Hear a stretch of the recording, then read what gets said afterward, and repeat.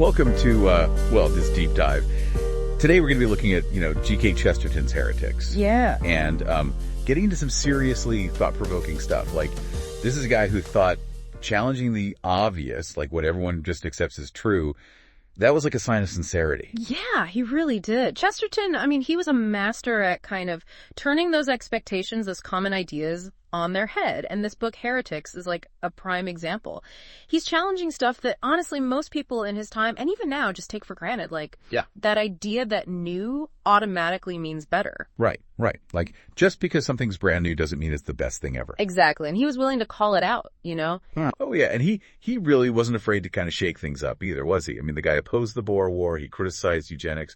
Like, when that was considered the next big thing, talk about going against the grain. Absolutely. He was a true contrarian. And that's really important, I think, to keep in mind as we kind of go through Heretics, because it gives so much context to his views. He was skeptical of this idea of progress, in a way that few people were back then. And so his arguments give us this really fascinating alternative perspective on the changes that were happening then, which, let's face it, a lot of them are still playing out even now. Yeah, definitely. And he does it with such a sharp wit, too. I love, like, he's got this one line where he says, the man who is really wild and whirling is not Mr. Shaw, but the average cabinet minister. Classic Chesterton. So wait, you're telling me challenging common sense is a sign of being serious? Because on the surface, that just seems, I don't know, kind of counterintuitive. Right. It's like the opposite of what you'd expect. But Chesterton, he really believed that what people called common sense a lot of times, it was just a bunch of unexamined assumptions. And to him, the truly serious people, the ones who were really engaging with the world, they were the ones who dared to question those assumptions, even if it meant, using humor and paradox to make their point. So being serious means being willing to be a bit of a rebel. Questioning the norms, even if it ruffles some feathers. Exactly. It's like he's saying the real wisdom, the really valuable stuff, is hidden beneath the surface of what everyone just accepts as true. I like that. So peel back the layers, look a little deeper, and you might find something surprising. Precisely. And, this actually ties directly into another major theme you see throughout Heretics. It's his focus on what he calls orthodoxy. Orthodoxy. Yeah, having strong convictions, a firm set of beliefs. Okay, that makes sense. But doesn't that kind of contradict the whole question everything idea? It might seem that way, right? Especially now, when we put so much value on being open-minded. But Chesterton saw it differently. How so? Well, he argued that having strong beliefs, he called them dogmas, these core principles that you hold to be true, that's actually what makes us truly human. He believed that real mental growth, real intellectual development, it doesn't come from constantly breaking free from beliefs. It comes from forming those convictions, those anchors, and then using them to engage with new ideas. So it's not about clinging blindly to your beliefs, but having that, like you said, a foundation to build upon. Exactly. Okay, I can see that. So having strong convictions can actually make you more open to exploring new ideas because you've got that anchor, that point of reference to come back to. You got it. And, this actually connects to another really surprising point that Chesterton makes. He links humility, being humble, to being practical and even achieving success. Whoa, now that's interesting. Those don't seem like they go together at all. Yeah. Most people think of humility as being meek, maybe even a little unambitious. How does he connect humility to being successful? That's the beauty of Chesterton. He's always flipping the script. He argued that humility, true humility, it's absolutely essential for growth. Not just for us as individuals, but for societies as a whole.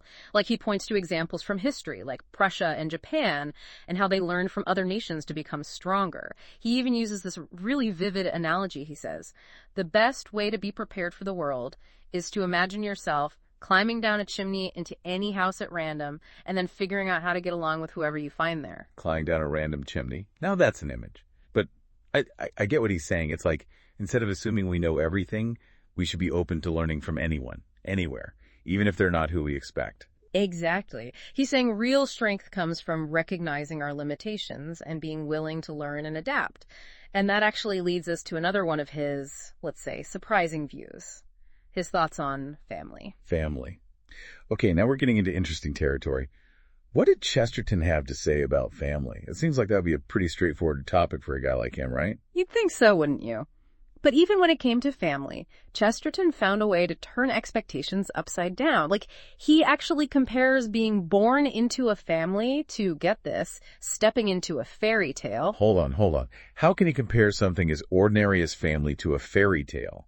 Those seem like complete opposites. Right. It sounds crazy at first, but that was Chesterton, always finding the extraordinary hiding in plain sight. He said that family, it's the ultimate adventure. The ultimate adventure, really. Yeah. And you know why he thought that? Because it's full of what he called uncongenial surroundings. Uncongenial surroundings. He's talking about family, right? Not exactly a walk in the park. Exactly. He means, when you think about it, our families, they come with all these quirks and differences. And those differences, they force us to grow and adapt. We have to learn to navigate those relationships and engage with the world in a way we never would if we could just, choose to be around people who are exactly like us. So yeah, those family gatherings, they can be a little crazy sometimes, right? But maybe that's the point. Dealing with those differences, figuring out how to get along, that's how we actually become better, more well-rounded people. Exactly. He's saying those uncongenial surroundings, as strange as it sounds, that's where real growth happens. That's where we learn about ourselves and how to navigate the world. And this idea, this appreciation for the unexpected, it pops up again when he talks about literature. Literature. Okay, I'm following so far.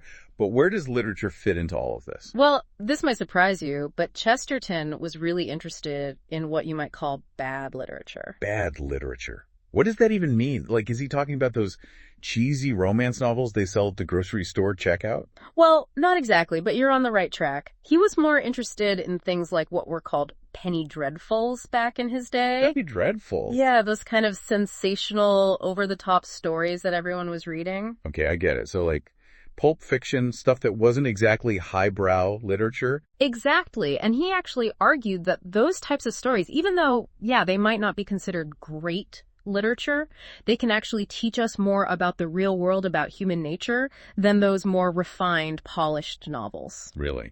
How so? Because they're more true to life, more raw and unfiltered. Precisely. He's saying that while, the classics, they might teach us to appreciate good writing, it's often those weaker forms of literature, the ones that aren't afraid to get a little messy and show us the nitty-gritty side of life. Those are the ones that give us a more realistic and maybe even more insightful view of who we are. It's about finding wisdom in unexpected places. That's a really interesting way to look at it. It reminds me of, reality TV. You know how some people find those kind of messy, unscripted shows more relatable than perfectly polished dramas, even if they've never admitted out loud? That's a great comparison. Chesterton was all about challenging those categories, those hierarchies of what's considered good and bad. He wanted to find the value in the things that other people dismissed, to dig a little deeper. And this tendency to, turn things on their head, it even comes up when he talks about something as, maybe as straightforward as a nation's age. A nation's age. Now that sounds intriguing. What does Chesterton have to say about that? Well, he really takes aim at this idea that a young nation is automatically superior, this whole we're new and improved kind of thinking that you see a lot. He points to examples from history like ancient Greece and Rome where sometimes, the colonies, the newer, younger offshoots, they actually crumbled before the older, more established civilizations. So he's saying that just because a nation is young, it doesn't necessarily mean that it's stronger or more vibrant. That maybe experience and wisdom, the things you gain with age, those count for something too. Exactly. He challenges that assumption head on. He says a nation's true strength, its ability to last, it comes from its character, its values, and its willingness to learn and change. Not from how long it's been around. It's about how you face challenges, not how old you are. And this idea actually ties back to something we talked about earlier, that whole tense and secret festivity thing. Okay, back to tense and secret festivity. I have to admit that phrase has been kind of, rattling around in my brain ever since you said it. It's a very evocative phrase. It really is. Very Chestertonian, But what did he actually mean by it? How does that idea, tense and secret festivity, how does that connect to the strength of a nation? Well, remember, Chesterton, he always saw these paradoxes, these seeming contradictions, as essential parts of life. And that includes something as, big and serious as a nation. Right. So for him, a truly strong nation, a nation that's going to last, it wasn't afraid to embrace complexity. Yeah. It celebrated its history, where it came from, but it was also open to the potential for change, for growth. And that's where that tense part comes in. I push and pull between tradition and progress. Exactly. That dynamic tension, that's what gives a nation its energy, its vitality. So it's not about clinging to the past or, erasing it and starting over. It's about finding that balance, right? Holding on to your roots while also being open to new possibilities. You got it. And the secret festivity part? Well, that's pure Chesterton. That's his joy shining through, even when he's talking about these big, complex ideas. There's that word again, joy. And you know what? Thinking about everything we've talked about today, challenging assumptions, looking for wisdom in the most unexpected places, that whole climbing down a chimney thing, it really does seem like Chesterton found so much joy in the world, even with all its messiness and contradictions. Absolutely. He really did. He was suspicious of anyone who took themselves too seriously, especially when it came to things like politics and progress. Which is probably why his writing is still so enjoyable to read. Even when he's tackling these weighty topics, there's always that sense of playfulness, that twinkle in his eye that keeps you engaged. Exactly. He believed that humor, that ability to laugh at ourselves and the world around us, it's essential for being human, even maybe especially when we're dealing with serious stuff. So it's like he's encouraging us to not take ourselves too seriously, to be a little more childlike in the way we approach the world.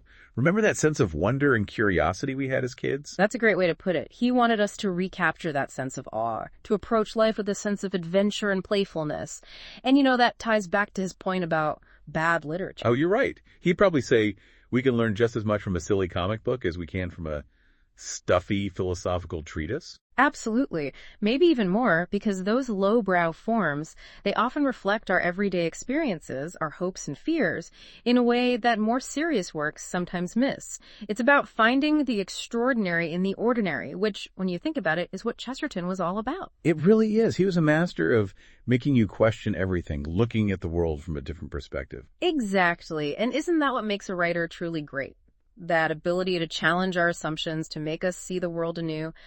Chesterton didn't offer easy answers, but he gave us something even better. He gave us the tools to think for ourselves, to grapple with complexity, and to embrace the paradox and wonder of being alive. He really did. Yeah. So what I'm taking away from this deep dive into Heretics is that maybe, just maybe, life isn't about always being right.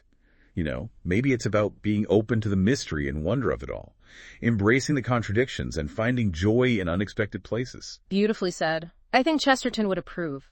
He believed in a world full of possibility, a world where faith and reason could coexist, where tradition and progress could work together, and where the human spirit, with all its flaws and contradictions, was capable of incredible things. It's a beautiful vision, and one that feels, maybe more relevant now than ever. I think you're right. So, the next time you're facing a challenge or feeling stuck in a rut, maybe take a page from Chesterton's book. Embrace the paradox. Find the joy. And remember, sometimes the most profound truths are the ones that make you question everything you thought you knew. Words to live by. Thanks for joining me on this deep dive. The pleasure was all mine.